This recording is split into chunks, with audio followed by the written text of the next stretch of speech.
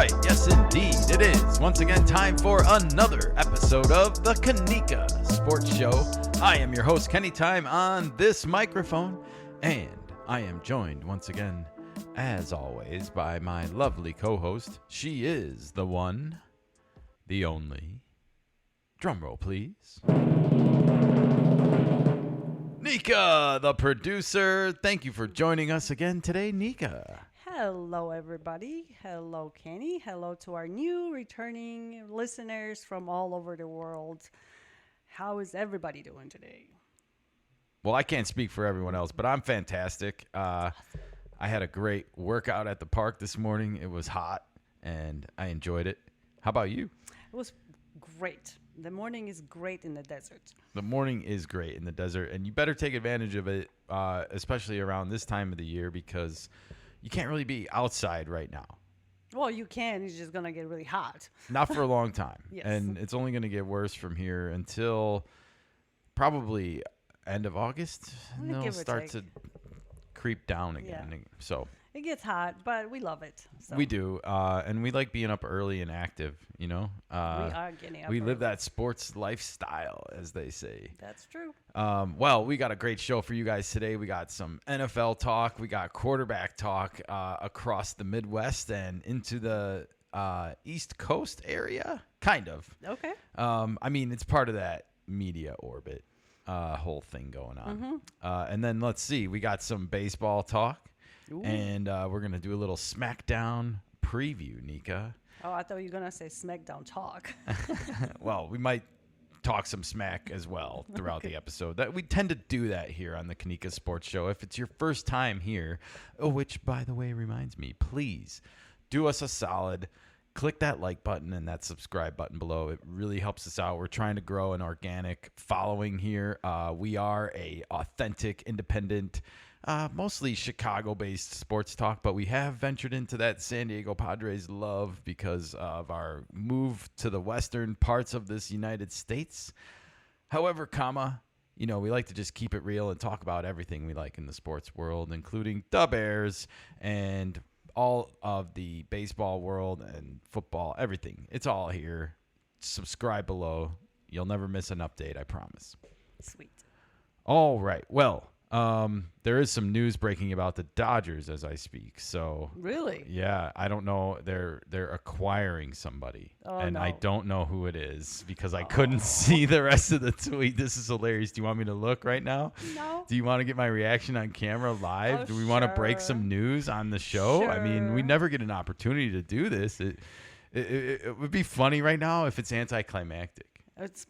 Are they trading for somebody or are they giving somebody away? Let's see. I had to bring up the Bat computer, everybody, and dial in here to my sources. And You have sources? We are going to the feed. The Dodgers are close to acquiring former All-Star closer Alexis Diaz from the Reds, per source. Diaz was sent to AAA after struggling earlier this season. He won't be up with the Dodgers just yet. Okay. Well, this is mid for me as far as breaking That news doesn't do goes. anything Like, for me. man, but that does signal that they are not happy with the bullpen after yesterday's loss. If you saw, they blew another game. Tanner Scott did it up again. He just hasn't been the same since he left San Diego and Ruben Niebla, has he? Nope. Maybe it's important to choose wisely where you sign. I think Tanner Scott would have done better in the Chicago Cubs.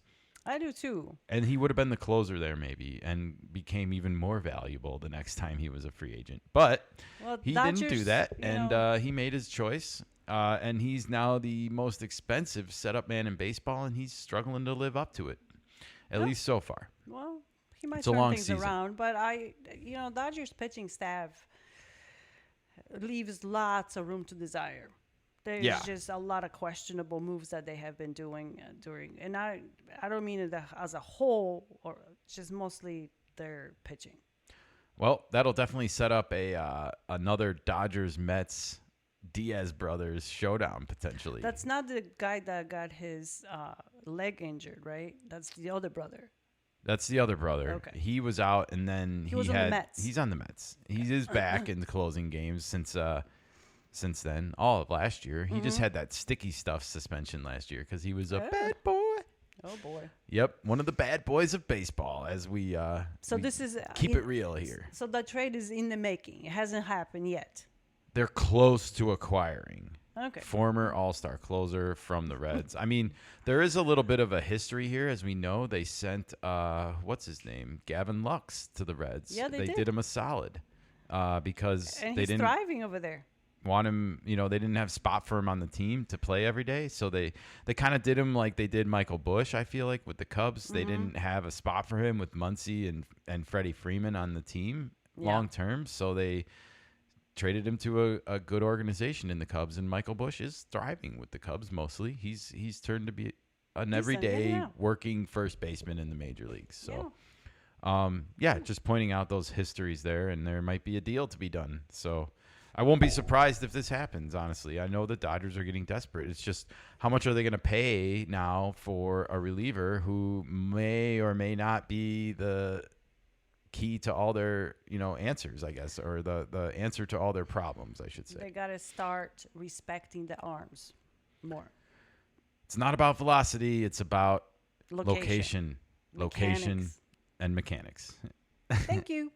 Cheers. Have a good one. This has been the Kanika. No, just kidding. We got lots to talk about still. Holy cow. All right, let's go. Just a rare day of maybe we had some news to break as we went on the air. That's what happens when notifications blop on your phone. And is your phone turned off? It is, but the X machine just keeps working. I can't eliminate the X machine. All right. Well, it is time for some football chatter, and before we get into it, I want to give a shout out to the Chicago Bears social media team for Tuesday morning posting, or shall I say maybe reposting, a video clip of Seth freaking Rollins, I should say. Sorry, Seth. Doing the Bears' 56th draft pick announcement in Green Bay, Wisconsin. And this was the first time that I had seen inside the draft room while they are doing this whole pick. And this was Ozzie Trapillo, the offensive lineman that the Bears drafted. And Seth freaking Rollins did the announcement.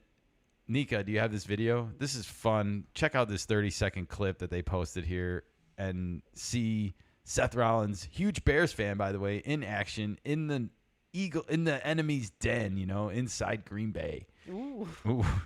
Taking it to him with the couldn't ask for a better guy to talk smack. Speaking of Smackdown. Let's hear it. There he is. Seth freaking Rollins. My son's probably going nuts right now. That's so funny. Green Bay, Wisconsin! I am a visionary. I am a revolutionary. This guy. I am Seth freaking Rollins. Yes, he is. And with the 56th pick, the Chicago Bears select Ozzie Trapillo. Let's burn it down. Burn it down, Chicago. Oh, that's so funny. How many of those guys do you think know who he is? Oh, I know. Well, Ryan Pohl knows. Ryan Poles knows, and the guy next to him knows that mentioned his son. I'm just talking. If you were to ratio the room, what would you give it? 50%? No. More? No. Less. 10%. Less. Maybe 10%. Yeah. Wow. Ben Johnson knows, though, too. He's smiling over there. But those guys in the back, the guy in the glasses, the bald guy, he doesn't know. I don't see. Yeah. The guy standing in the far back, the tallest dude in there, he looks like he's clueless look on his face. Like, who is this guy? I know. That's fantastic. And then apparently Shaq was in our draft room. No, just kidding. That's not Shaq. But it certainly looks like him on the freeze frame. Oh, man. All right. Well, Seth freaking Rollins doing it up for. I couldn't help but notice this came like the morning after Seth Rollins qualified for Money in the Bank. Do you think that the Bears social media team was kind of tipping the cap a little bit? This is where the social media and marketing people are on top of their game. when they put stuff like this. The old crossover appeal, you know, exactly. and we actually like this. We think there should be more of this. Actually, we've seen Jeff Passan at a WWE event. He was given the salute to the old tribal chief. He was enjoying himself. That's He was for sure. definitely. We've seen this clip of Seth Rollins before, but I don't think we've seen inside the Bears draft room during it. So that was new. That's new, yeah. And it was fun. I mean, those inside the draft videos, inside the war room videos are always fun from the draft. I think they're like an interesting window into the process. And obviously they're cut up and no one's going to look bad or anything, but I still appreciate them. Of course. And there's a lot of crossover between NFL and WWE. There is, you know, and now they're expanding into baseball and hopefully into other realms like NBA and NHL. Like there should be some NHL crossover, I feel like, as well. Oh, yeah, they all do wrestling on ice. Let's bring some sticks into the ring every once in a while. Don't like give them whack them ideas. with some hockey sticks. Like, you know, there's already fighting in hockey. I mean, Right, it only goes exactly. hand in hand here, guys.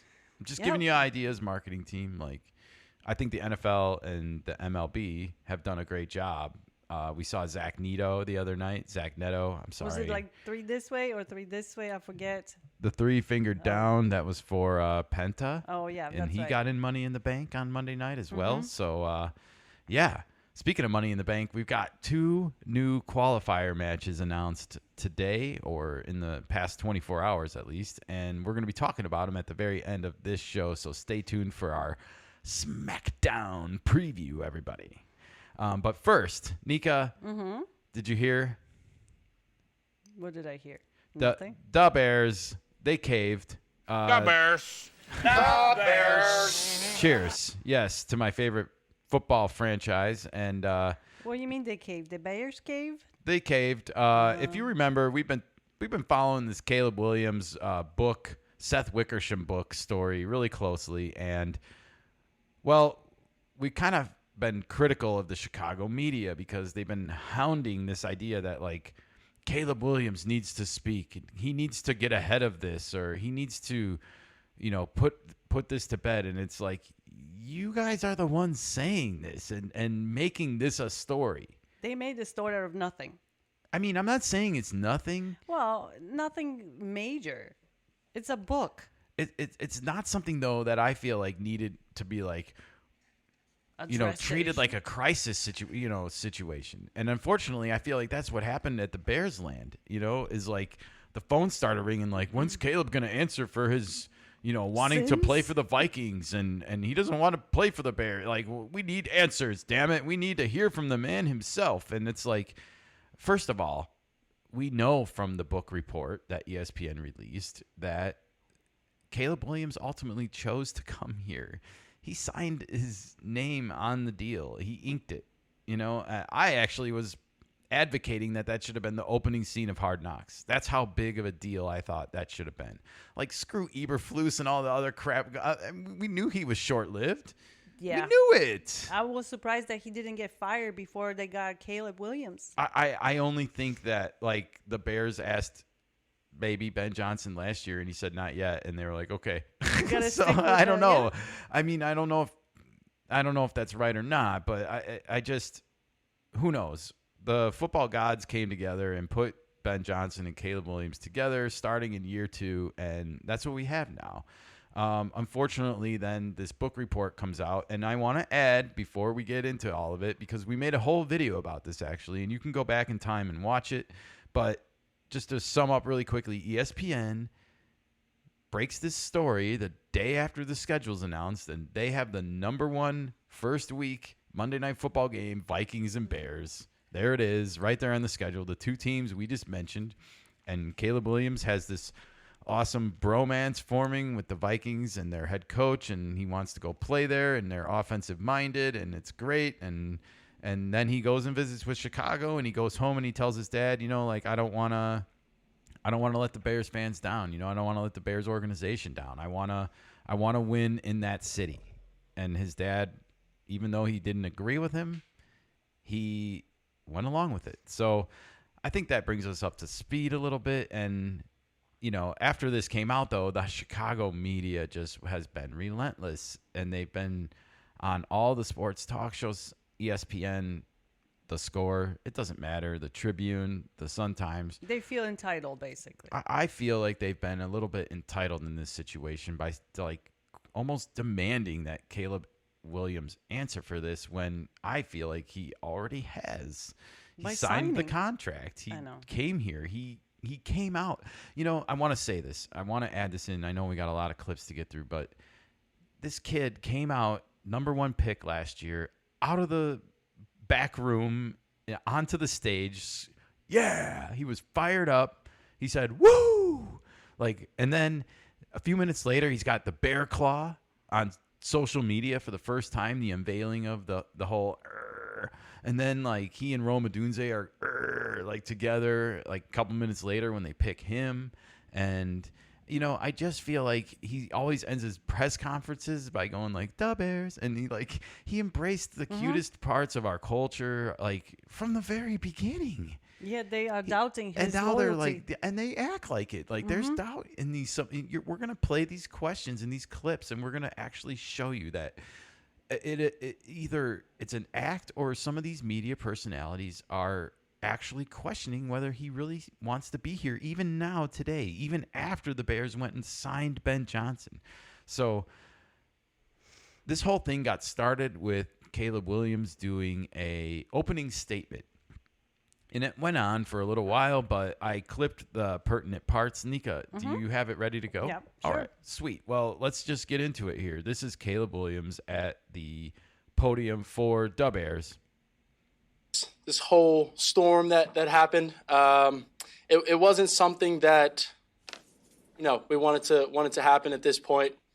We're focused on the present. We're focused on now. We're focused on trying to get this ship moving in the right direction. And I think so far that's what we've been doing.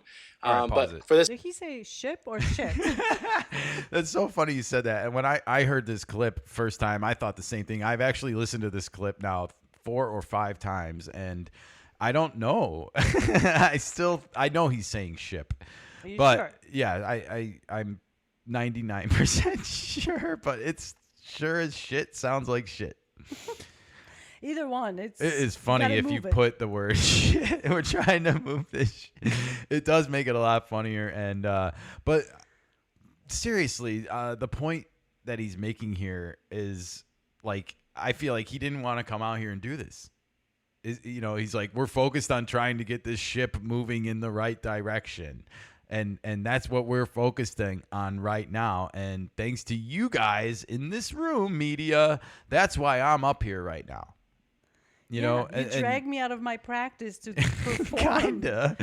You dragged me out of my education, my growth, my development. And they're going to turn around well, see, he's dropping balls and now. then they're going to blame him for these bad passes or he doesn't know the offense or he made a wrong read. And it's well, maybe if you would have given him those extra minutes back of his life and focus. Exactly. He couldn't focus because of you. Hey. I will say, I like the haircut. He looks a little bit more mature and more polished. More polished, yeah. I mean, he's always been well-spoken. Mm-hmm. He's been training to be the #1 draft pick since he was 10. He probably had media trainers there when he was 11. I digress. Let's go. Let's continue this, please. To come out, it's been a distraction. So coming up here and talking about it and addressing it is important today. And so that's what we're here to do. Next is all that went down, all that was said. Yeah, I had a good visit at the other place. Minnesota, with Ken O'Connell, good staff and all of that, obviously. He just won Coach of the Year award and things like that. So obviously good staff and things like that. But something that keeps getting lost, something that keeps getting, I think, not being addressed the way it needs to be, is the fact that, I went on that visit first, came here, and then after I came here, I went back home, talked to my dad, and, all of the things that were supposed to be these big things that everybody's been talking about recently. One never happened in the sense of they were all thoughts. They were all ideas. And I think if you're in the situation, I think if you're... All right, can you pause it for 1 second? So I think the fact that he has to even go up there and explain this is just ridiculous. Do you explain your thought process to everybody, to the media? Like I was thinking about this restaurant, but they chose this one. Why? What's wrong with that food? It's so funny to listen to him explain something that he already chose. We said this in the opening, but it's like my actions, it's like, I always thought action speaks louder than words. It does. So by his action, by signing with the Bears, all these rumors or the book, whatever, should be put to bed. It's crazy. I feel like he's being made out to be some villain still. Yeah. And like he's coming out here and having to defend himself for something that he doesn't need to defend himself for. No. Like I said, his actions show his choice. Yeah. I believe him when he says he's committed to winning here. I mean, and now they got him like the wet dream coach that he's been asking for or was hoping for, right, with Ben Johnson. So I don't understand that questioning attitude by the media as a whole. And it's been them as a whole. We've heard it top down, writers. Create drama. Okay. Let's son or from our guy or daughter, anybody is in a situation to be in that position. I think you think about all of the options and and you look at it, the history and the facts and all these different things. Absolutely. And those are thoughts that go throughout your head in those situations. So all of those were thoughts. And then after I came on my visit here, it was a deliberate answer and deliberate and determined answer that I had. That I wanted to come here, and just like Ben spoke about. Can you pause it? I hate that he has to actually say that twice. Like it was he's almost defensive so much in this that he's like struggling to get it out even. Because it's so dumb. Yeah, I mean, he handled this whole thing with dignity and class as far as I'm concerned, but again, he should have never been put in this position in the first place. I really think that the media is the only reason why he came up here and did this. Right. I mean, the coach already went out there, explained it. Who else do you need? And this is going to reoccur again when the book comes out. I know. We're going to get to that in a minute. Let's continue this opening statement before we hear from some of Chicago's finest journalists. The past years, as everybody knows, it's a fact that quarterback play, there hasn't been a 4,000-yard passer. There's, all these different things that come up. And so, being able to have those thoughts is I think, fair to be able to have, good and bad thoughts. But like I said, I came here on a visit. And like I said, just like Ben said, it's a challenge to be able to come in here and try and turn around. That's it. 100%. It is a challenge, and I'm glad that he and Ben Johnson are aligned in recognizing that it is a challenge. He correctly points out all the shortcomings of the quarterback position in Chicago, and I just feel like at the end of the day, what we're doing here is we're trying to modernize the Chicago Bears and bring them into the 21st century that they should have done a long time ago. It's not a knock on the team, but it's you still have people in their orbit, in their atmosphere, believe that cold weather impacts their record or something. It gives us an advantage. It's the most horse crap theory that has ever existed. I don't know. There's something, for sure. Well, Caleb Williams was questioned even by people and fans, can he play in cold weather? And it's what? He grew up in Maryland, right? Or something.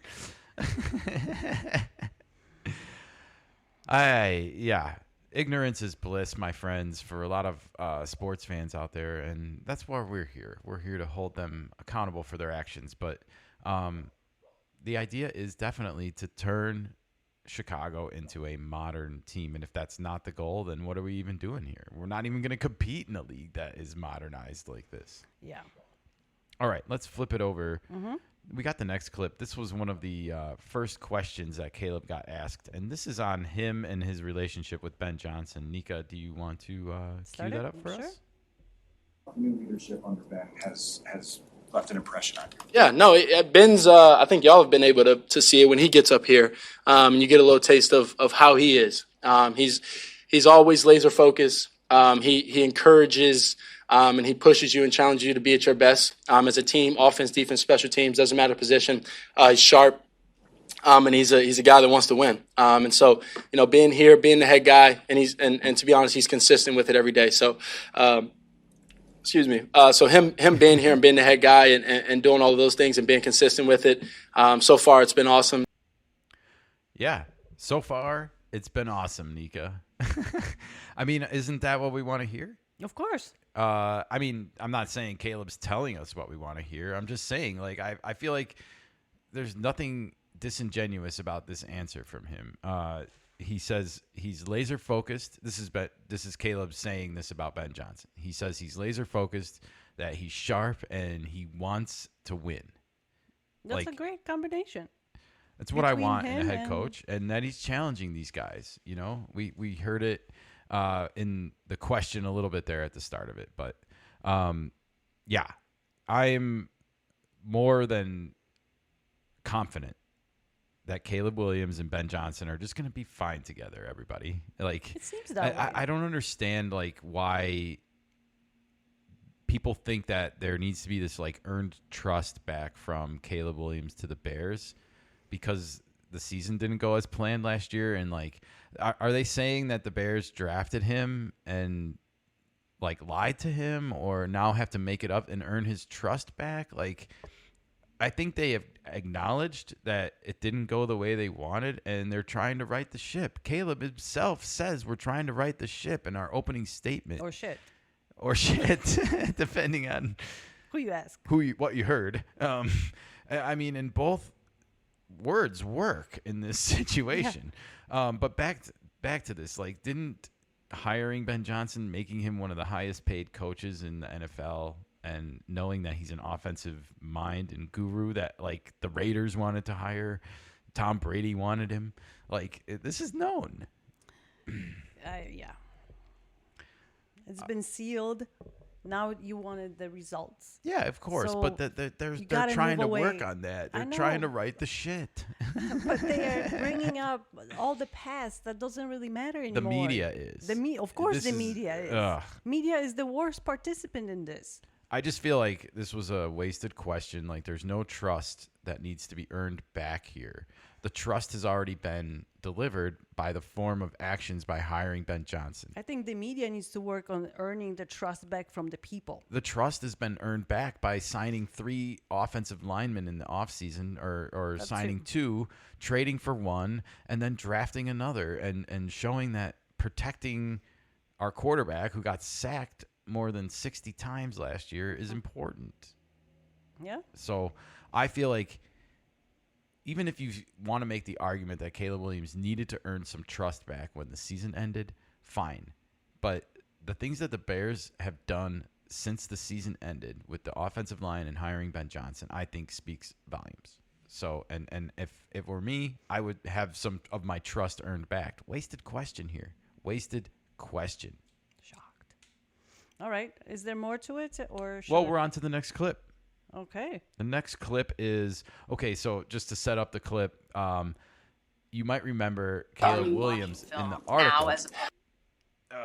Caleb Williams in the article said something about game film and how nobody was helping him watch game film, and he was, like, left to watch it by himself and figure it out or something.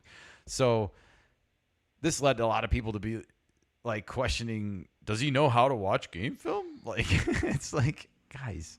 Do you know how to turn the TV on? Yeah. All right. Well, someone asked him, and did you rewind it? Yeah. Okay. Yeah. Let's listen to the question and then Caleb's answer. Now as opposed to. Yeah. That was a funny one that came out. It wasn't that I didn't know how to watch film. It was more or less the sense of learning shortcuts, in the sense of, or not learning shortcuts, but learning ways to watch film and be more efficient, learning ways to, pick up things better. And so that was a funny one that came out, that in context and how I was trying to, portray it, didn't get portrayed that way. So it wasn't that I didn't know how to watch film. I was trying to figure out the best ways and more efficient ways so I can watch more film, I can gather more information, so that when I do go out there on game day, that it's, I'm that information that I gathered through Monday when we got back, all the way up to, whatever day the game day is. So when I get out there, I can gather it, I see it, I can react. And it's not me sitting there thinking so much about, the rules and these different things. It's more of a reaction game at that point in muscle memory. All right. Well, that's the end of that clip. And basically the big point here that I want to drive home is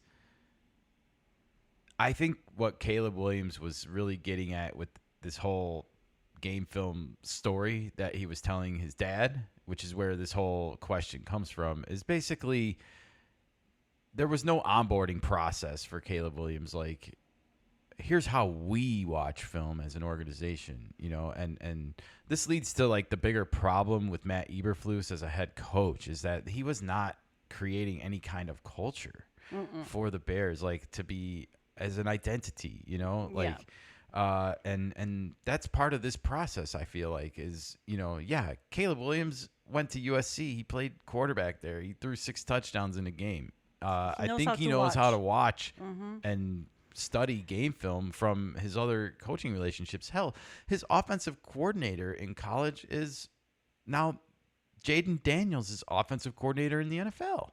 So you're trying to tell me that he doesn't know how to watch game film? I think that's absolutely preposterous and ridiculous, or at least even implying it. That like he was confused or something. Like, come on, guys. Like, he's a well-spoken kid. I think he's smart enough to know how to watch game film at his station in life, or at least had enough experience with it. Yeah, but he was not onboarded by the organization. Go ahead. Yeah, plus we are talking about previous regime, how things were run in the previous regime. This is completely different coaching. This is completely different group of people that he's going to interact with or interacts now. Yeah. And he's building a culture here already, because we're going to hear about some of the culture that Ben Johnson's building here in a second, and I'm excited for it. Okay. But I just wanted to point this out. I feel like this whole watching film quote from the ESPN article gets blown way out of proportion. It's almost like by design, right? It's almost like ESPN knows that the Chicago media is going to overreact and freak out over this. And congratulations, Chicago media. You played right into their hands. It's going to be an ongoing story now. You think it's going to go away because he spoke out yesterday finally. No, it's not going to go away. Else. They're going to pile on all the way until September. And of course, it's a evolving story till the books comes out. This is going to be the number one story week 1, probably going into the NFL. It's certainly going to be the number one story on Monday Night Football that night, going into the game before the game starts. And then by the time the game's over, no one will talk about it ever again. We might have to turn it at ESPN2 for the Manning brothers. The Deuce? Oh yeah, definitely. We're going Manning Bros. All right. Well, next. Yeah, Caleb Williams can watch game film. That's basically that. Let's talk about this question. Now, the next question is important because this would have been my first question out of the gate, Nika, and I'm gonna let you cue up the clip and just let it play. All right. When it comes to the timing of the book, I believe it comes Book? out with the book. Yeah, okay, yeah. I believe it comes out the day after the opener against Yep. the The book. Vikings. Are you worried that it's going to be a distraction again? No. Or are you confident that most of this is already out there? That's why I came up here today to address this. And Pause it actually, real quick. Shout out to this journalist. I don't know your voice or name yet, but I'm gonna learn it probably by the time the season starts. This was question number 1 on my book since this story came out. Is okay. So ESPN is strategically releasing this book excerpt on the day after the NFL schedule is announced, and it involves the Vikings and the Bears, and they happen to be playing week 1 on, you guessed it, ESPN Monday Night Football. All right, conspiracy theories aside, My tinfoil head is getting bigger. I can't keep up. Yeah, it's baking in the desert. I'm kidding. Okay, so we have that part of the story, right? But I guess I feel like when you have a scoop, also, you don't give it all away right away. And you withhold the juicier nuggets for when the time is right. So you're saying, and they only really gave away enough to stir the pot and to make the Chicago media go crazy and start to freak out and be like, Caleb needs to speak. Caleb needs to speak. And now, what else is going to come out? So, yeah, well, that was my first question is like, what is not yet in the article that is actually in the book? You know, that was my next question. So kudos to this journalist for asking that. Let's hear what Caleb says about this. Okay. Speak on, some of the things that were at this moment out of context, and also some of the things that I want to clarify, like what we just spoke about in the watching film and things like that. Obviously, my information that I know now was not the same as last year, whether it's fronts, defenses, blitzes, whether it's offense and things like that. And that's something that over the years and over time, speaking on it like Case, he comes in here and he's been in many different offenses and things like that, many different, teams and all of this. So when he comes in here and he hears something, it may be a different name, but it's the same exact thing. So that sort of thing is kind of, on a steady trend longer that I play. All right. So he goes through this process here and basically talks about the future. He didn't really talk about whether or not there's anything else in the book. He kind of said that he wanted to get ahead of this stuff. Or was he interviewed for the book, or was his father interviewed, or we don't really know at the moment. So I think, or this is all secondhand. Seth Wickersham, from everything I know and understand about him, besides being an author, is like a draft insider, Okay. And he was doing this book because he's kind of watched a lot of people from close up, I think, and far away go through this process. But it's interesting to him, Sure, but and the quarterback's always going to be the most interesting But position. the book is about quarterbacking, not Caleb Williams. It's not about Caleb. He's just part of it. And he just happened to be the number one most likely pick the year that he was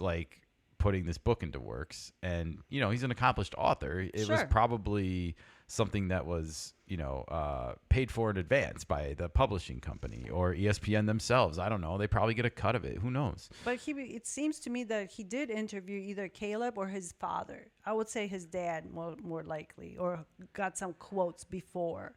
Yeah, I think it's just more along the lines of this overlooked by Caleb Williams and his dad by association because of the fact that they were both apparently talking to this guy. Was this an overlooked problem that they didn't really realize at the time? And did they really think that they might circumvent Chicago by talking to him about it in the first place before Caleb changed his mind? Does that make Caleb even more of a hero? Some of those things make it sound like the dad was willing to go nuclear. And Caleb even said, quote, "I don't want to nuke the city," or something. True. But that, the interviews had to happen 2 or 3 years ago, because it takes a while to write a book. No, they were happening in December and January of that year. Well, 2 years but I ago. think this part of it was probably some of the last stuff added to the book, maybe because it's putting it into modern context. And it's going back to different quarterbacks like John Elway, Steve Young. I'm trying to remember some of the other names that I know for sure were in this book. But Caleb Williams is definitely the most recent, person that's getting followed from this process of going from high school to college and to the pros. And that's what this book is supposed to be about. And this is a big dramatic part of it. Let's get to the heart of that question and why they were talking about this in the first place. Was Caleb Williams' dad just doesn't believe that you should not have any choice of where you work.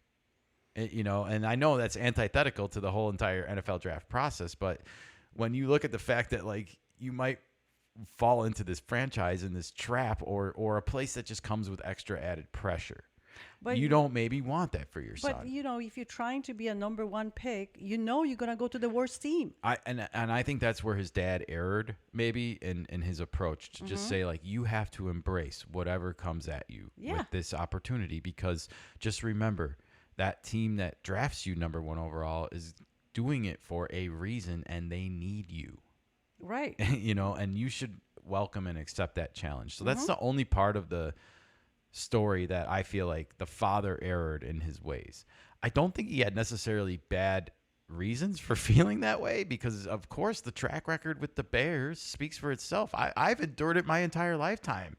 I've been calling since 2000 to say, like, can we modernize our offense, please? I was sick and tired of getting my ass kicked by Favre. And then I got it again from Rodgers for another decade and a half. So, I mean, I'm tired, and I want the Bears to modernize, and I want Caleb Williams to be a part of it. And I'm glad that they got Ben Johnson here so that can finally probably start to happen. Okay. Let's continue, please. Well, that was it. That's it for that clip. We're We're up to the next clip. This is on Caleb Williams and his dad, speaking of which, and this was by far the worst question of the entire press conference. Nika, do you have it queued up to the beginning and make sure we hear the question here? Yeah. For you? No. No. Can you Actually, rewind it? Caleb, does your dad speak for you? No. Thank you. I actually shut my dad down quite a bit. He has ideas. He's a smart man. And so I listen, and I always listen. And I'm very fortunate to be in this position in the sense of, playing QB, but also very fortunate to have a very strong-minded father. And so, we talk very often. It's like my mom and my dad are my best friends. And so, being able to, have conversations with them to understand that everything they say also is, portrayed on me. So I think that's the part of it. But other than that, no, I mean, I'm like I said, I'm very fortunate to have a father, that's super strong-minded, that's always there, always wants the best for his kid. And I think, any of y'all that has a kid or, anything like that, a niece or nephew that you love so dearly, they try and help and you try and help and put them in positions that the best position that you can. So that's all he tries to do, on a steady trend longer that I play. I'm so just disgusted listening back to that again, that he even had to answer this question, and I mean, it's nice to know that the family dynamics is great and functioning properly. Well, I mean, the thing about it is, like, there's a hidden sort of context, I feel, behind this question that says, like, are you grown up or mature enough? Or do you need daddy to come and bail you out? I feel like it's derogatory, and he doesn't need to be demonized like that on national television. This is all over X, Twitter. You can see 140,000 views as of this morning. 140,800. Jeez. Blah, blah, blah, blah. I just feel for the guy. Like, he's on one hand being asked to sort of like defend that he defied his father, right? Like, so what just an awkward question to be in here. I was feeling for Caleb on this one. And I just thought the whole question was awful. Like, of course he speaks for himself. He chose the Bears in defiance of his dad, according to the book report. And I'm going to keep calling it a book report because that's what I wrote in school. And that's what ESPN published, as far as I'm concerned. They published a little book report. Mr. Fancy Pants over there. All right. Caleb Williams on his relationship here with his dad. But let's move on to more important things. This is the last clip I got from Caleb in this press conference. This is Caleb Williams on the quote-unquote Ben Johnson effect. Let's hear from the kid.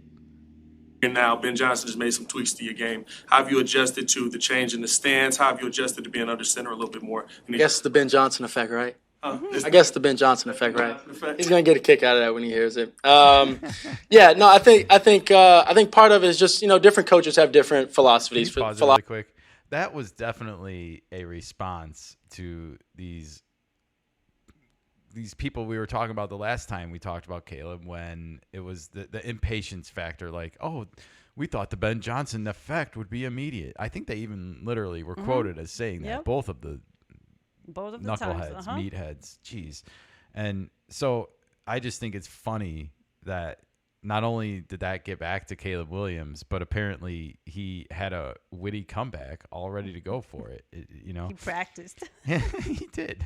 He got his media training, everybody. No, I don't. I think he comes across pretty authentic overall on the whole. So let's hear from him. Philosophies for things, and that's one of his things is left foot up. I've been a right foot up guy for typically all of my career, and I think I've done it once or twice throughout my time of playing QB. So it's just one of his things. And then, like I said, the details, being on top of it, huddle, we call it PSP, but pre-snap procedure, all these different things matter, and especially in big games and big moments, all the little things come up. And so I think that's important to him, and it's important to us, and we gotta get on top of it and be on top of it from the head down. So, like I said, the Ben Johnson effect, I guess, right? Awesome. Thank you, everybody. The Bears. Perfect. Thank you, everybody. The Bears. Perfect indeed, Nika. And a couple things stand out to me here. This first of all, it's nice to know that professional sports teams also use 3-letter acronyms for abbreviations, PSP here, pre-snap procedure. But also it shows Ben Johnson is instituting culture on this team. He expects guys and the whole team to huddle up and come out of the huddle a certain way. I mean, I love stuff like that. I love that because that is team culture building right there. And so you're going to hear from Ben Johnson actually talking about this in one of our next clips because I thought it went right hand in hand with this. But I love that these two are working together and thinking alike. Let's hear from the head coach. Ben. There's a certain way that I have to rewind it. No worries. He's going to be asked this question, by the way, by the same reporter who just asked Caleb that question about Ben Johnson, and to put it in Caleb words, the Ben Johnson effect. And so this is Ben Johnson, I guess, talking about the Ben Johnson effect. You guys make them go back in the huddle several times. What exactly are you looking for in the huddle and as they come out of it? Yeah, there's a certain way that the play needs to get communicated in the huddle. There's a certain way that the break should sound to us around us that means that we're ready for business and we're ready to get going. And if it doesn't sound that way, then we're just not going to allow the practice to go south. Fatigue is something that we're going to combat. The longer practice goes, the more fatigue guys get, and the mental toughness has to come through of still doing the little things correctly. So that's a part of it. I love stuff like this, Nika. This is like when the going gets tough, the tough get going. You got to build up that stamina. Yeah. You got to build up those muscles memory. And you bring up a good word with memory there because that implies that some of this is also mental. And there's a mental toughness that needs to be worked up. It doesn't just happen. It doesn't just, Ben Johnson's here. Everyone's mentally tough now because he's here. No, they have to work on it and actually make it happen by learning. Absolutely. By coaching. So I love hearing him talk about it. And then you hear Caleb talk about PSPs, really important, pre-snap procedure. And then you hear Ben Johnson talk about, I want these guys coming out of the huddle a certain way, and that implies to me team culture building. Okay. So really good to hear Ben Johnson bringing that to the Bears. I feel like they've needed it probably since Lovie Smith has been here as a head coach. So that's 15 years. Wow.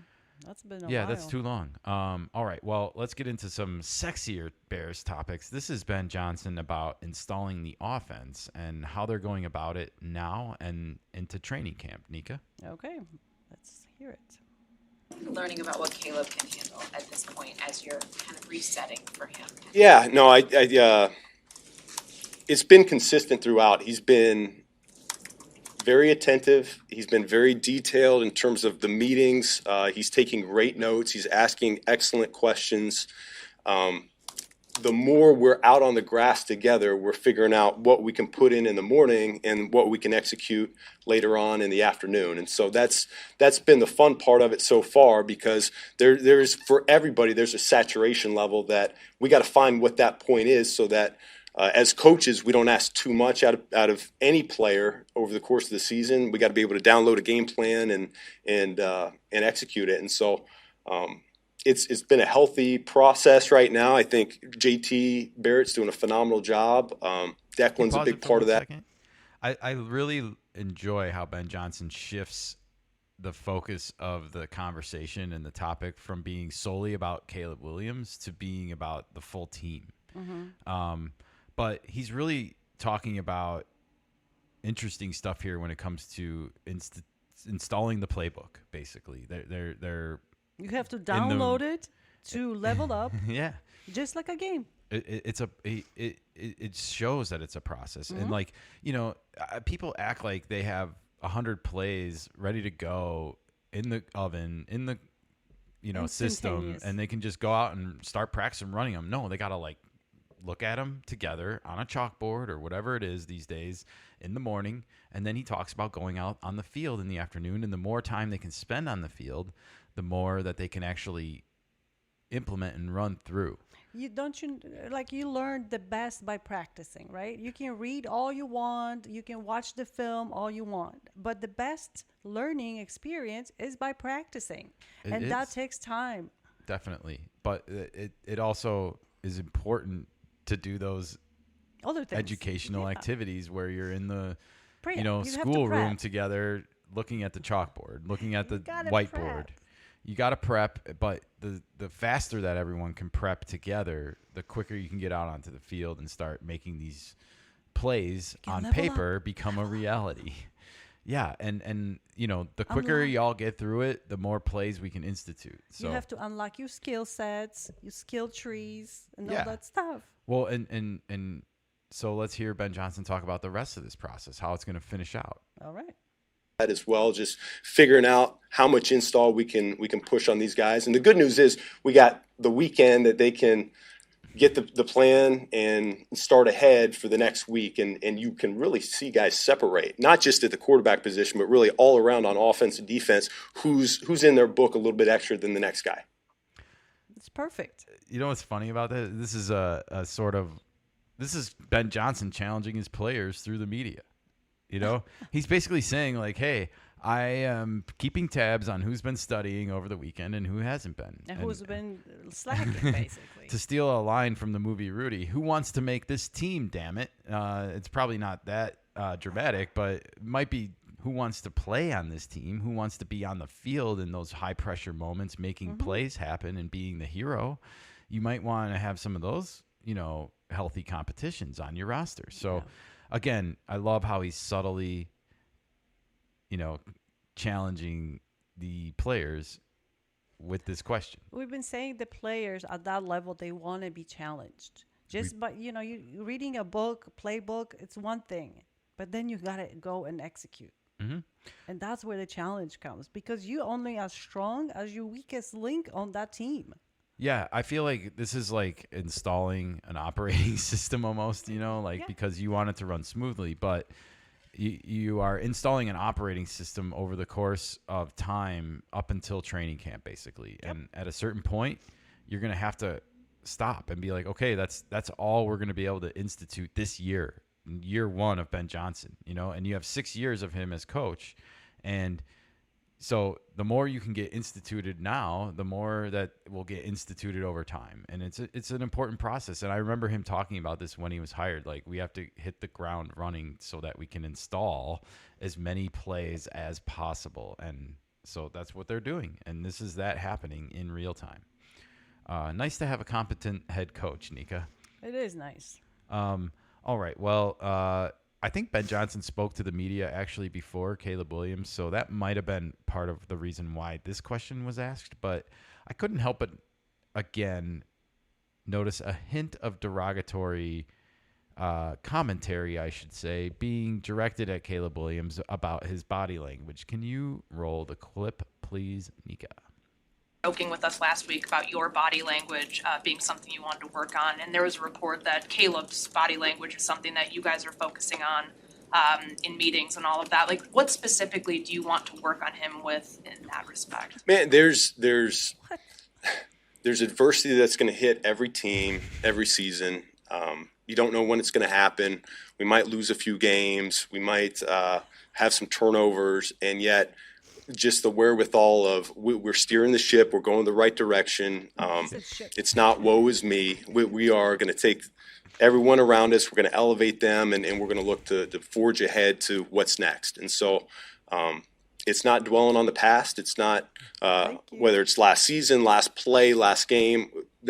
We learn from it, we grow, and we move on. And so our body language needs to reflect that as well.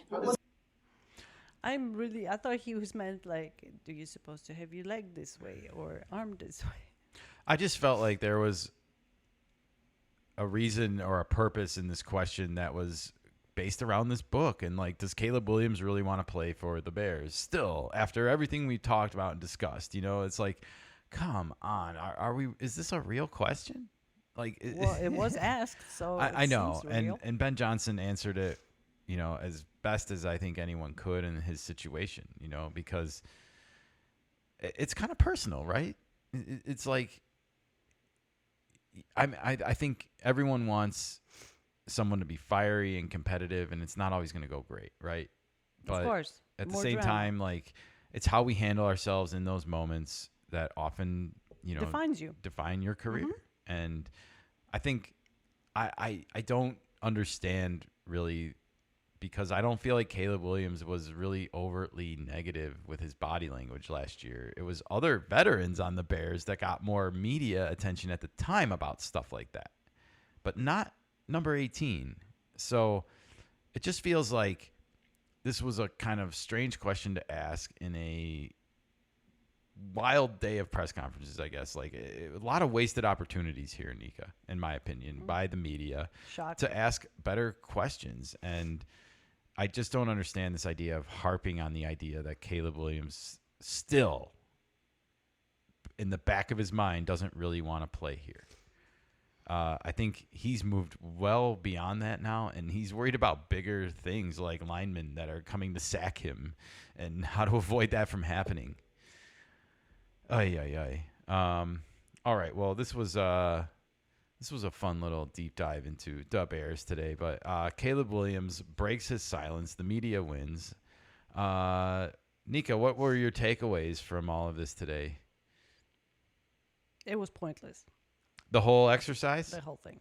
This was, I know, and we've now talked about it for what, an hour almost, probably? Almost too long. Well, it is what it is. I think parts of it are really interesting, though, and I do think that at the end of the day, this was a totally useless, unnecessary exercise, and congratulations to the media for distracting the Bears from focusing on their real work. Exactly. They took away one practice day probably just to set it up, this whole circus, because that's what it is. Yeah. It's media circus because they feel entitled to Caleb Williams' response to a question that was asked 18 months ago. 18 months ago. And before he was ever drafted. Exactly. And put on that hat and did that bear claw. I'm just reminding everyone. All right. Boy, oh boy. Caleb Williams wasn't the only quarterback that was getting some media attention. And if you followed the NFL at all this offseason, there's been one kind of overarching story that's been sort of casting doubt on just where the balance and the scales will ultimately fall. And that is, of course, where Aaron Rodgers will sign, because for a while it was maybe going to be the Vikings and then, you know, the Steelers and the Giants. And now it seems like it's just kind of solely focused on the Pittsburgh Steelers. And they are having these same OTA workouts that the Bears are having right now. It's called the offseason. They're in the same boat. I think these are actually, I think OTA, and boy, oh boy, I'm not going to look this up right now, even though I should, but I'm just going off of memory, so correct me if I'm wrong. OTA stands for off-season training activity. So it's activity. It's worded in such a way where it's not mandatory, everybody. And that's the important thing here, because Joy Taylor on her show Speak on FS1, she kind of laid into Aaron Rodgers because she was like, hey, man, where are you at? Why are you not at Pittsburgh Steelers practice? And I want to remind you that he doesn't even have a contract with the team yet. So keep that in mind as you watch this. A little bit of a hilarity ensues. All right. Hi! Why? This is the Pittsburgh Steelers. They have 6 Lombardies. They're coached by first ballot Hall of Fame Mike Tomlin. They don't have a never quarterback. had a losing They don't have a season. quarterback. And we're sitting around talking about Aaron Rodgers is not there on the first day of OTAs. Mandatory or not, where's your pride?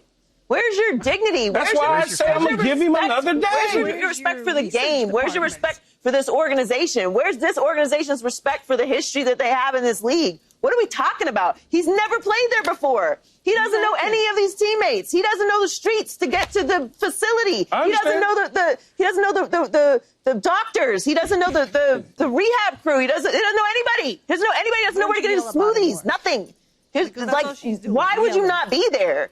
Why am I supposed to take this seriously? It's not about him not being at non-mandatory OTAs for a team that he's been with for 22 years. Do what you want to do. You won 5 games last year. The year before that, you didn't play because you tore your Achilles. The year before that, you missed the playoffs. What are we talking about? What are you talking about? Now you got me crashing out, Paul. No. Why, Nika? Did you hear that? Why me a little bit more? Why? You know, Why? Finally a journalist asks the right question, why, and they Is it choose the wrong? worst time to do it in a useless situation. Again, yes, you heard that correctly. Why isn't he not practicing? I don't know, because he doesn't have a contract yet. Maybe you should be asking, why hasn't he signed yet with the Pittsburgh Steelers? But why nobody told her that? If he had signed and then said, like, screw you guys, I'm not coming to your little non-mandatory workouts, then maybe you can have a little bit of a complaint because, like she said, he won 5 games last year. He missed the year before completely with that knee injury. Yeah, he has logged a lot of miles and has the experience, but you definitely need time to install an offense, as we just learned from Ben Johnson. And Aaron Rodgers changing teams would be no different. Of course. So, but he's also a veteran, number one. And also, number two, the bigger point in this, he is not under a contract. he's not under contract. So what, you just want him to show up and like show him his goodies? I think this is all by design by Aaron Rodgers because, as we discussed, I don't think he has any options left other than the Steelers if he wants to play football. Or retire. Well, that's I said if he wants to play football. Yeah. So the Vikings window, I think, is closed shut, and I think that was the number one ticket that he wanted. I think he wanted to play the NFC North and play the Bears twice and the Lions twice, and certainly his former team, the Packers, twice. But still, Pittsburgh is the next best thing because they play our division this year, and then he would get to play them all. He would get to play the Vikings, the Bears, the Packers, and the Lions. So, as of today, he hasn't signed. As of today, he hasn't signed. And you know what? There is one former Pittsburgh Steeler that is sure as hell hoping he does not sign. Nika, can you cue up the next slide for me, please? And I want to point out, this is by Julia Anderson, CNN. Yes, we went to CNN for some sports news because I was scratching my head when I was looking for an article because I could not find audio of Terry Bradshaw like on Twitter or anywhere talking about this, even though I'm pretty sure it exists because this was on the radio. Okay. So somebody said this on a radio broadcast. I'm just really surprised nobody put it on social media, but I digress. Julia Anderson did clip it for CNN. Do we need CNN covering sports? No. I'm just saying. We have ESPN and Fox Sports and all these dedicated sports brands to see. Hey, CNN, they had to you're diversify. downsizing. Like, let's put some more resources into actual news that we need from you. That are actual news. And hard news like this is. I'm sorry, maybe people come to CNN for sports because everything else is fake. Maybe, I guess. But if you haven't read the headline yet, folks, I'm going to read it for you now. Pittsburgh Steelers legend Terry Bradshaw doesn't want Aaron Rodgers anywhere near the team. The caption reads, "It's a joke," Terry Bradshaw said of Aaron Rodgers reportedly signing for the Steelers. Nika, let's get into this. All right. This is juicy. Despite months of speculation surrounding Aaron Rodgers and the Pittsburgh Steelers, it's clear franchise legend Terry Bradshaw wants his former team to stay as far away from the 41-year-old as possible. Okay, tell me why. After a difficult 2 seasons in New York with the Jets, the 4-time NFL MVP has been courting offers and fueling speculation since that contract ended. On the Pat McAfee show in April, Rodgers revealed he's been taking his time making a final decision as he's been handling personal matters. Hey, Joy, did you know Aaron Rodgers has some personal matters to attend to, and that's all you're going to get out of him. Sorry. Okay, here's what Bradshaw had to say on the next slide, Nika. That's a joke. That to me is just a joke. What are you going to bring him in for 1 year? Are you kidding me? That guy needs to stay in California and go somewhere and chew on bark and whisper to the gods out there. Wait, what? I must have missed out when I was in California. I did not chew on bark and converse with the gods. Okay. Keep going. All right. I know why. Bradshaw said this on 103.7 The Buzz's Morning Mayhem on Tuesday, appearing to reference Rodgers' usage of ayahuasca and other alternative beliefs. Maybe they all need to use this in order to open their minds.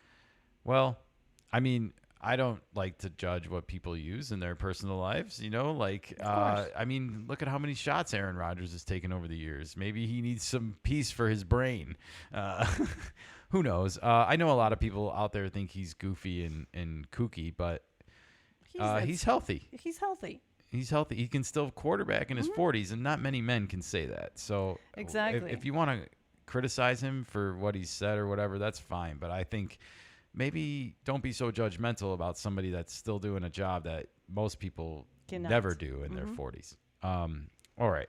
When the radio host stated that he wasn't a fan of the former Green Bay Packers and New York Jets QB, Bradshaw said, quote, "Nor am I," and recalled meeting Rodgers for the first time. Quote, "You get in his presence and you feel like it's about to start snowing," the 4-time Super Bowl winner joked.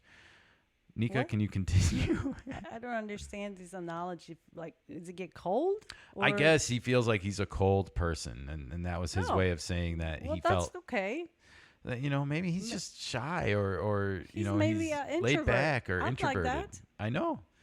I've slowly got you to come out of your shell on this wonderful show that you're doing with me, but I know. And so there's people like that. They're not bad people. You're not a bad person. You're not. I don't feel snow in your presence, Nika.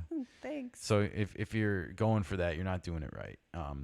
No, this is just like, it's a 70s thinking, right? About, I think so. And it's Mental Health Awareness Month or something. So it's doubly a shame. Yeah. You know, to talk about maybe someone that is truly introverted, because I could kind of see that with him. He doesn't rant and rave on these talk shows. He doesn't seek spotlight. He's always been soft spoken. So yeah. All right. Well, if you look on the next slide, we might get a little bit of insight into why this is a big deal to Terry Bradshaw. Finally, does he have a hidden agenda here, Nika? Maybe. Bradshaw also used his appearance on the show to be critical of his former team's treatment of 2022 first-round draft pick Kenny Pickett, saying they didn't do enough to provide the talent and protection to let a QB thrive.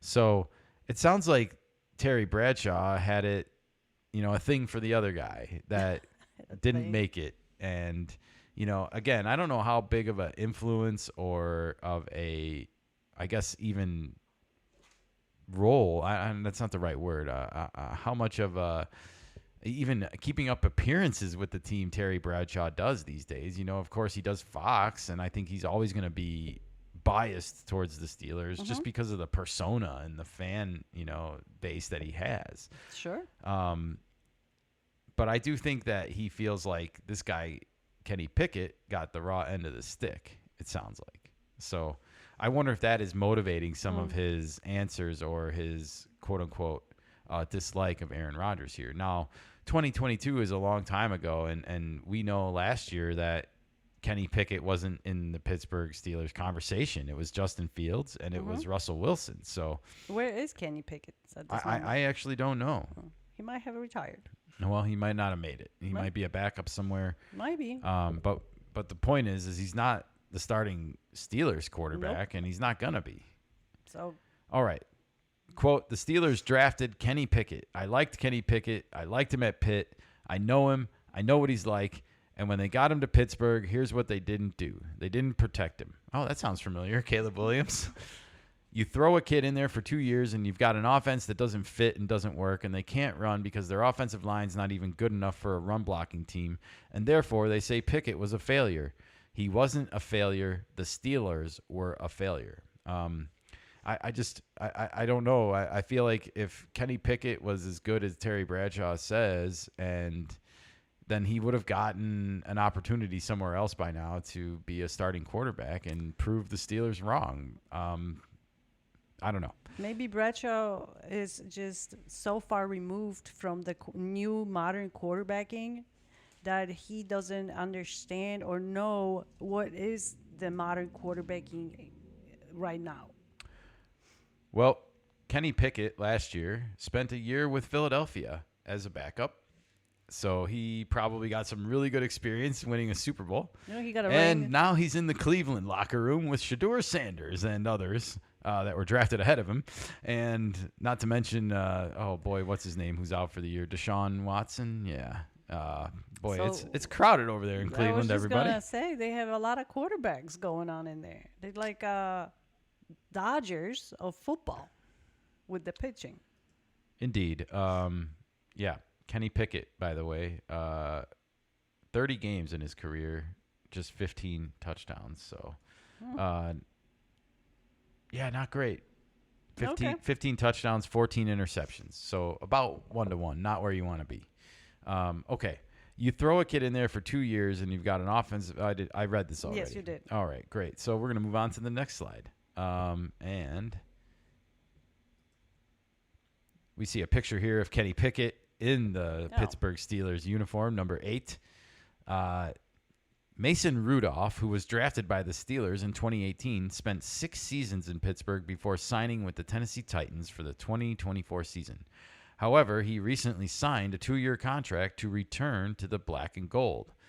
So I'm not sure if that's him pictured there, but I think that's Kenny Pickett. Rudolph is currently practicing as the starting QB. Next slide, if you didn't flip it. Being the signal caller during OTA sessions, off-season training activities. But it is assumed that he'll be the backup once the season rolls around. During the first OTA session of the spring, Rudolph was asked about how he's dealing with the Rodgers speculation since re-signing with the Steelers. That's hilarious. Mm-hmm. Quote, "That's nothing new to me. There's been constant noise. That is the nature of the NFL. So I have been used to that for a long time now. I do nothing but be the best I can be and help our team get better this spring." All right, Nika. So what do you think here? Is Terry Bradshaw going to deter Aaron Rodgers from just playing football altogether this year? I think we established that this is his only choice, right? And from everything I'm seeing online and reading reactions from other people to this news, it sounds like there's a certain contingency of Pittsburgh fandom that is not wholly on board with Aaron Rodgers coming here. And I feel like when one of their own biggest superstars from the past is sort of shouting the same message from the mountaintops almost here, I'm wondering if that makes this a bigger deal and if it influences the Steelers' decision at all, or do they care? I don't think the fandom influences the decision the way we imagine we might be, because at the end of the day, it is a business decision. Yeah. Who's going to give him the best choice out there and the best performance? True. Yeah. So, you have to do that. And, I just feel like at the end of the day, if Aaron Rodgers is under center for the Pittsburgh Steelers in September, they're still going to sell out their stadium. Of course.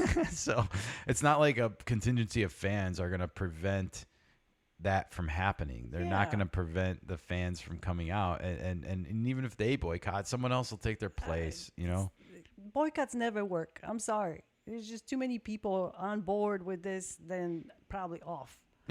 And then the quarterback that they bring back, who's clearly not going to be the guy. If, it's like what do you think about Rodgers coming? Like, come on, media. Like, this bottom didn't even need, Rudolph didn't even need to be in this article. It's so funny. Like, this is what happens, CNN, when you decide we should interject ourselves into the sports landscape. Come on. They're trying to diversify. They're losing audience. Stick to what you know. I mean, which is nothing. I mean, go back to 1990, please, and just do hard news again. I would be grateful. Yeah. So would America. Yep. Mm-hmm. Oh, no more panels, CNN. Yes, that's what's ruining all the news media. Just give us the news. Just give us the news. Yeah. Hey, I got some news for you, Oh, Nika. yeah? Let's turn it over to the best player in baseball. His name is Shohei Ohtani, a.k.a. the second coming of Babe Ruth. Oh, boy. Shohei Ohtani yesterday went yard against the Cleveland Guardians again. Actually, this was on Tuesday. He did not homer in the finale on Wednesday. My bad. But he did homer on Sunday and Monday in the first at-bat of the game. And then on Tuesday, he homered in the fourth inning. And as you can see from the picture that I grabbed here, it went to the opposite field. It went to left field for the lefty. And he's so impressive, Nika, to watch. Look at his eyes are right on that ball. Even though the image is a little bit blurry, you can see it. You know, he's just got his head straight down where the ball is meeting the bat. That's how it's done, kids. You have to watch the bat hit the actual ball. It's the most important part of hitting. And so many major leaguers even fail this on a nightly basis. They pull their head. They don't watch the bat hit the ball. And I think if they did, they would probably all hit for a little bit better of an average. But nevertheless, this is textbook right here. Shohei Ohtani, the best player in baseball. You can't deny it. Yeah, he is. The unicorn of baseball. Well, he is now the leader of home runs with 20. And that's pretty impressive. You know, he was struggling in April, Nika. He was struggling. And everyone was raving that Aaron Judge is the best. Aaron Judge is the best. Aaron Judge is the best. He's hitting over 400. He's the best. He's the best. And I'm not taking anything away from Judge. He's having a great season, and he's great in his own right. But he is not as great as Shohei. And if you flip to the next slide, look at this, Nika. Mm-hmm. Players in Major League history to have 20-plus home runs, 10-plus stolen bases, and 50-plus runs scored before June in a season. Shohei Ohtani in 2025, and that is it. That's the list. Wow. Very impressive. Very impressive. Quite a specimen indeed. And, oh, by the way, he's been rehabbing to pitch in the middle of all this in case you missed the big trailer that was released on Sunday of glorified batting practice inside of Citi Field in New York. We had a whole film trailer released for this session. So he's doing all this. He's hitting. I've doubted in the past leading into this season, whether Ohtani coming back to pitch again would be able to duplicate what he did last year. Obviously 50-50, the crazy numbers. Now you see here, the stolen bases have kind of dropped off maybe from the pace, but I still think he's ahead of where he was last year even. He picked up as the season went on and games got tighter and Dodgers needed to win more. It's almost like he's saving a little bit in the tank. Well, the Dodgers are getting ready to the postseason. They don't care how they get to the postseason as long as they get to it. Correct. So whatever works. Well, it's so funny to me that he even missed a couple games for paternity leave. And I guess he did find the dad power eventually, because we were sort of giving him a hard time that he didn't have immediate dad power. It took a week. But once that week came that he came back from, that's when this streak started. And if you flip to the next slide from our good friends MLB Network here with the gold check mark, Shohei Ohtani has homered in 3 consecutive games and is slashing .325 with a .429 on base and an .803 slugging with 14 home runs over his last 29 games. And if you're looking at May 28th, well, you can say that that's kind of pretty much since the month of May, and that is about a week after he came back from this paternity leave. So just been crushing it. That's a 1,232 OPS for a month. I mean, move over Aaron Judge. You've got at least company and competition near the top for the best hitter in baseball. And as we mentioned, Aaron Judge does not pitch, so I think he loses best player in baseball just because of that right now. But he does play a position, so that kind of plays into his. He does. And he moved over to center field and did it with grace last year for the Yankees to accommodate wonderful Juan Soto. Not so wonderful this year. Might have more to talk about soon if it keeps going that way. But Ohtani is leading MLB with 20 home runs, and he's on pace for 59 now. Nika, do you think he can actually not only come back and pitch after the All-Star break like it's been announced, but do you think he can do that and hit 60 home runs this year? Maybe. He can. I wouldn't be surprised if he does. I know. I won't be shocked anymore. I'm not necessarily expecting him to do it because it is it's a lot to ask of anybody. And I've always maintained that once he comes back to pitch, that the offense has to slow down, right? I would agree. Right. But then now I see him keep doing stuff, and I just wonder, will he, or is he actually going to be Jordan? Does he actually do all this work that we don't see? Like Michael Jordan did, and people don't talk about this enough, and I feel like Ohtani does this. We will have to see how his pitching works this season, whether he pitches the way he used to pitch. This is a second time Tommy John that he had, so players come back a little bit different, and they do have to adjust. But I wouldn't be surprised if he makes it to a 60. I wouldn't be either, and that would be special, especially when you take into account all the Babe Ruth comparisons, and Babe Ruth, of course, the first major league player to hit 60 home runs in a season, and one of the few and only. So this would be a special milestone, I think, for him to reach. And as much as I doubt it, sometimes I more than often not find myself on the other side of that fence these days, thinking he's going to do it.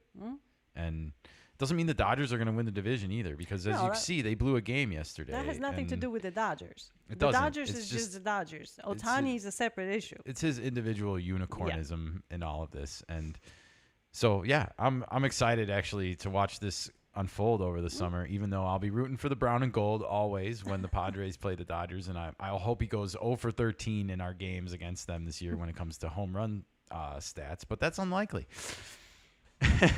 So got to face facts and face reality. All right, Nika, well, we are getting are we knee deep now into WWE? Oh, we are neck deep. Neck deep. Nika jumped right in, everybody, and it's quicksand. I'm trying to rescue her, but she's falling too fast into it. I got the ropes. Well, the ropes have saved you, and they are saving us. We are definitely watching the wrestling these days and getting into it. I feel like. It doesn't take much, but I will say I do feel like the product has also improved since WrestleMania 41 aired.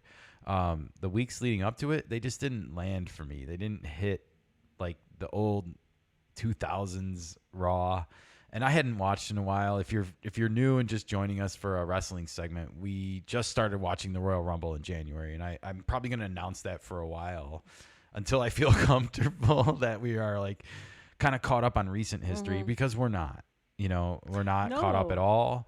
I'm slowly learning about the bloodlines, and then yesterday I started reading about Seth Rollins' career, because I'm really in love with his performance on the mic these days, and I feel like he's a great villain for WWE right now, and he's elevating the whole product, believe it or not.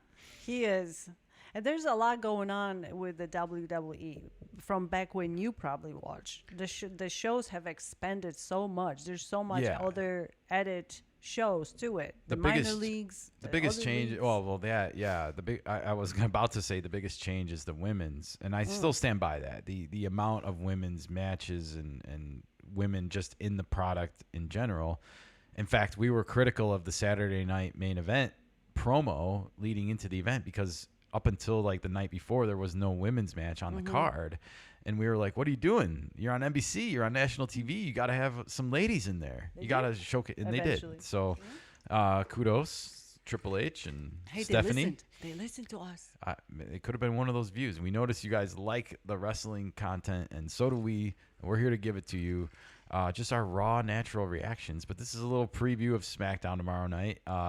Breaking news today, Cody Rhodes and John Cena are both going to be on SmackDown Friday night. Now, this isn't a match announcement or anything crazy like that, but who do you think is going to interrupt who, Nika? Who do you think is going to come out first, and who do you think is going to interrupt that person? Because I kind of feel like one of these two is going to interrupt the other one.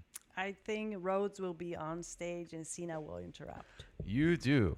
I kind of agree with you. I think they're going to flip the script. I think the American Nightmare is going to take the mic to open the show. Yeah. And he's been absent for a minute, so I think that'll be a perfect time for him to shine again. It is. And is there going to be any kind of event or match announced for Money in the Bank with these two? Or Well, did they qualify already, or they have to qualify? Well, they don't. Maybe Cody will be announcing that he is going to try and get in Money in the Bank and get a title shot. Okay. I'm sure he wants his belt back. We saw last week Gunther certainly wants his belt back from Jey Uso. But I think they're going to this imagery sort of paints the picture that they're going to be feuding again for a minute and that this isn't over. Of course, we saw R-Truth sort of trying to reach down deep into John Cena's soul last time during the Saturday Night Main Event match. That was short-lived, and but R-Truth stands by it, that he thinks there is some old John Cena left inside there. When's The Rock going to come back? And is he possessing John Cena and making him evil? I mean, is that the angle they're going to take? Maybe. I don't know. It seems like it to me. Maybe, yeah. It seems like, for whatever reason, John Cena sold his soul to The Rock for this WWE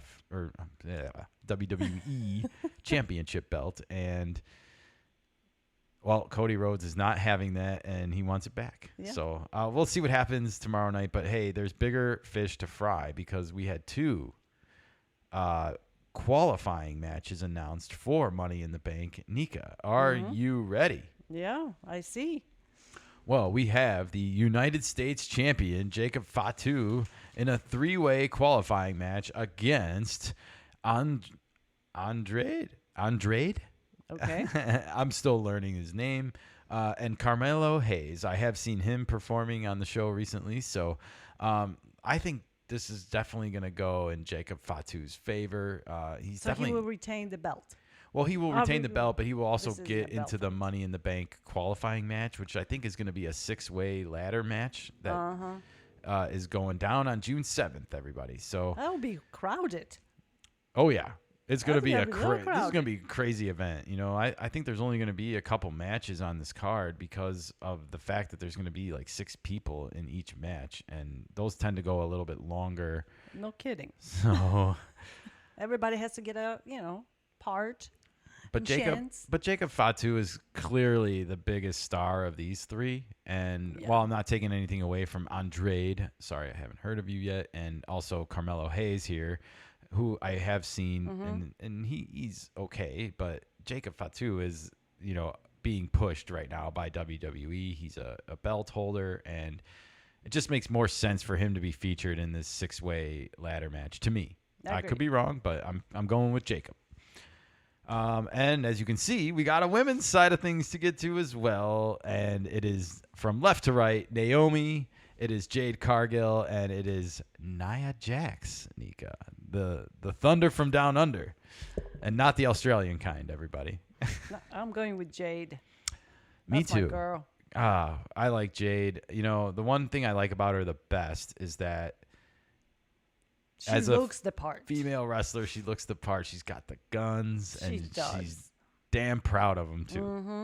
And she got great outfits too. So yeah, I'm not taking anything away from Naomi, and certainly not Nia Jax, but I feel like since we've been watching, and seeing her come out, we've just had instant appeal to her, and I think she would be a good person to be at the forefront of the women's brand with just her physique. And especially seeing like some of the up and comers, like they're going to need more athletic women in general than what they have now, I think. And it's not to take anything away from the current product, but there's some up and comers that look like they are high flyers and like they're going to go ham. I think Jade will be a villain too. I think she would be a great villain Yeah. after, but they got to put her over first. They you do. know, she needs to. I don't think she's a superstar yet, and No, and she's I think been there for 2 years. Since I know, 2023, so that's not long. right. So compared to some of these guys Yes. like Seth Rollins and stuff, it takes time. But at the Mhm. same time, I would move her to the front of the list because of her physique and her looks. I'm not going to deny it. Yeah. And just the whole presentation, the whole total package. And she doesn't seem that bad on the mic. So let's give her some more opportunities. All right. I want to see her in that ladder match, though. No, that's going to be... Ooh. And whatnot. All right. And, by the way, everybody, I didn't grab a picture of it, but apparently Bianca Belair is also returning to Smackdown tomorrow night. So stay tuned for that. That is Jade Cargill's nemesis, I believe. Oh, so Or is it Naomi from the... Naomi's the one that injured her. Yeah. I But think it Naomi and Bianca are friends, so maybe Bianca's going to be dirty in this match because there's no Oh. disqualifications. So she might interfere.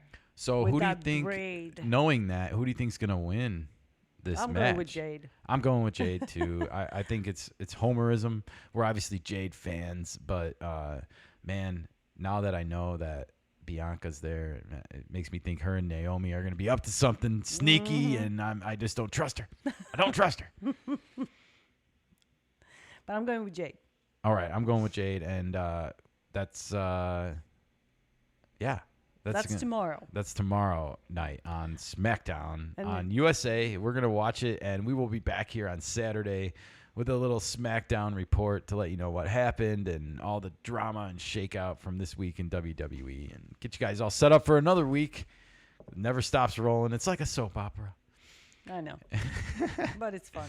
It is fun, and I've had a good time checking in after many years away and getting refamiliar with the product and reliving some old memories too. But here we are. It's been another episode of the Kanika Sports Show. We are wrapping and winding it down here. Nika, what did I miss or screw up today? Any notes over there? No. We all good. We all good? We all good. We all good in the hood. Well, it is hot in the desert, so I'm going to do what everybody does in the middle of the afternoon. I'm going to turn on the grill. Yeah. Like the wise man in the desert. It's so true. I'm not even lying right now. I'm ready for a burger. It was National Burger Day yesterday. What did you have yesterday for dinner? Did you have a burger on Burger Day? Let us know below in the comments. That's a great question. Yeah. Are you celebrating the food holidays? We celebrate Burger Day every day here. Mhm. It's National Burger Day every day in this house, literally. Got to have our meats, and the fattier the better. That's true. We don't eat the buns. So. All right. Well, we're going to be back here again tomorrow with some baseball talk to get you all ready for the weekend matchups, and also maybe some other news and topics. Who knows? It's wild world of sports out there, everybody, and we are following it and trying to get as much to you as possible with our little unique style and twist. This is our show for today. I am your host, Kenny, signing off and turning it over to Nika. Have a wonderful rest of the day. Bye. Adios.